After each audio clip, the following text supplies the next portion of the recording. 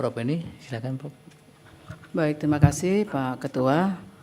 Terima kasih kepada pemerintah, Pak Stafali. Saya ada beberapa hal melanjutkan ya Pak Stafali. Yang pertama begini, ini kalau dibaca pasal 146 berikut penjelasan, ini kan sebetulnya ketentuan pasal 146 ini ada memang norma yang membebaskan, seolah memberikan pembebasan.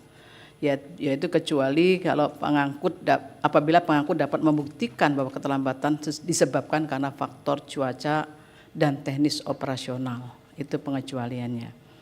Memang persoalannya adalah karena tadi sudah disampaikan yang mulia Pak Arsul, ini kan penjelasannya sangat terbuka sebetulnya.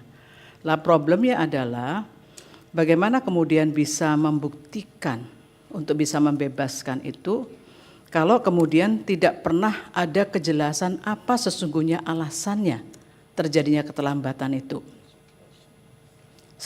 Kebetulan mungkin kita semua sama nih Pak ya. Kita semua saya yakin dalam ruangan ini korban keterlambatan semua sebetulnya. Ya, bagian dari korban keterlambatan pesawat paling sering ya. Dan ada maskapai yang juga memang kalau kita mau berangkat itu sudah kepikir pasti terlambat. Itu sudah dalam imajinasi kita seperti itu. Nah, tapi tidak pernah kita dapatkan Pak. Apa sesungguhnya alasan kok terlambat? Apakah terlambat itu sebetulnya kalau faktor cuaca? Cuaca di mana yang kemudian terlambat? Apakah karena faktor operasional? Ya seperti apa kemudian operasional keterlambatan itu? Itu sebenarnya dibutuhkan Pak. Kejelasan mengenai alasan itu. Sehingga bisa dipertanggungjawabkan. Untuk kemudian dia bisa terbebaskan dari pembebanan untuk memberikan ganti ruginya di situ. Itu mohon dijelaskan apakah sesungguhnya kalau faktor cuaca yang disebutkan di sini, ini adalah faktor cuaca mana yang paling sering terjadi Pak? Yang disebut dengan istilah antara lain itu. Apakah di antara ini atau di luar ini sebetulnya? Kalau memang sudah tidak ada yang di sini, di luar ini yang seperti apa tadi yang disampaikan tadi? Jangan-jangan ini sudah tidak sesuai lagi dengan perkembangan yang ada. Lah ini seperti apa? Kemudian yang berikutnya, ini yang ada juga ini pengecualian berikutnya ini Pak. Tidak termasuk itu yang teknis operasional itu. Kalau keterlambatan itu adalah pada pilot, co-pilot maupun awak kabin. Tapi real di lapangan itu sering terlambat itu Pak. Yang itu. Lah bagaimana kemudian bisa memberikan tanggung jawabnya atas hal itu yang tidak disampaikan, dikecualikan dari yang dikecualikan lagi. Nah ini mohon nanti bisa disampaikan uraian bentuk tanggung jawabnya itu ya. Dari yang kemudian teknis operasional yang tidak termasuk tadi Pak ya. Itu sebetulnya di lapangan itu ada nggak Pak data mana yang paling dominan? Yang paling mendominasi keterlambatan itu? Kita semua pengen tahu nih Pak, sebetulnya yang paling mendominasi keterlambatan itu yang mana sih Pak sebetulnya? Dari penerbangan kita yang seringkali ya delay itu ya. Kalau kita bisa tidak delay itu wah ini suatu anugerah karena lebih gitu Pak ya.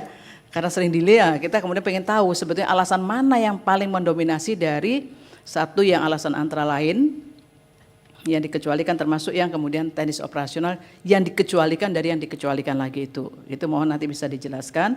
Kemudian yang berikutnya ini ada lagi 147 nih Pak.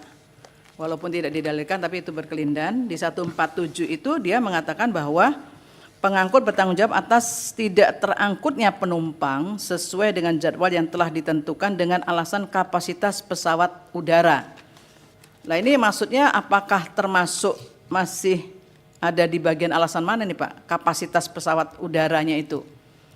Ya ini mohon nanti dapat diuraikan sekaligus bisa memberikan terang benderangnya tadi Pak, keterlambatan, semua hal yang menyangkut keterlambatan.